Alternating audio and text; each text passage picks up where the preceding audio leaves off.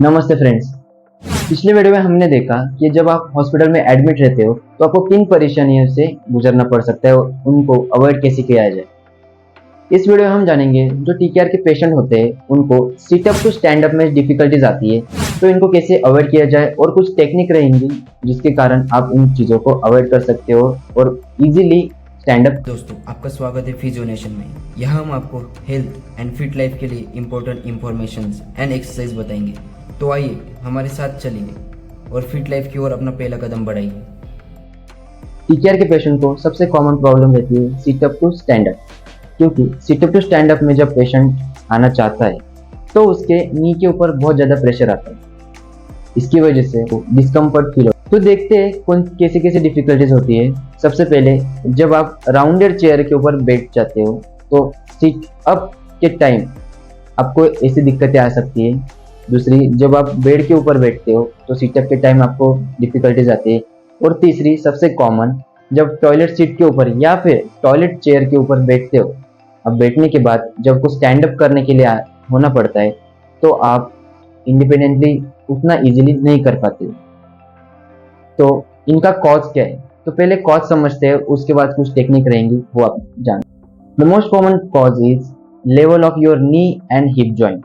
Yes, weakness, नी weakness तो रहेगी, पर फिर भी आपको सिट टू स्टैंड अप करना इजीली।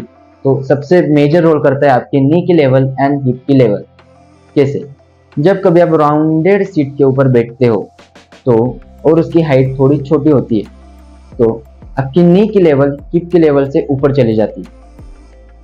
तो जब कभी आप सिट टू स्टैंड अप करना चाहते हो तो जो पुल ऑफ फोर्स चाहिए वो नी के ऊपर बहुत ज़्यादा रहता है और इसकी वजह से नी के ऊपर बहुत ज़्यादा आपको प्रेशर फील होता है। कैसे किया जाए?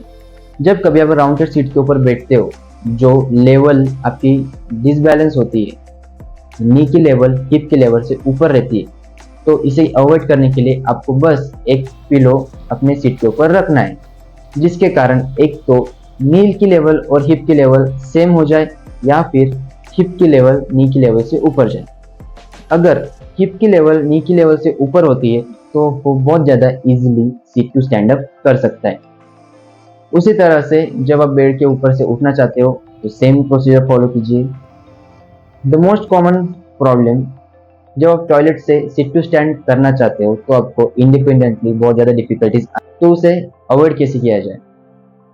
मार्केट में हाइट रेजर करके आते हैं। अगर आपका वेस्टर्न टॉयलेट है तो उसकी हाइट रेजर करके प्रोडक्ट्स आते हैं, उससे आप 4 इंच का हाइट बढ़ा सकते हो।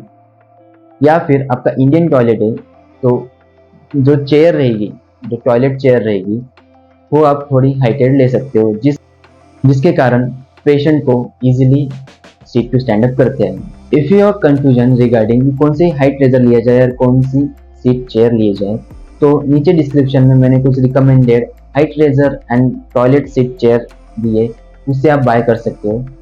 इस वीडियो में इतना ही। Thank you. स्वस्थ रहिए।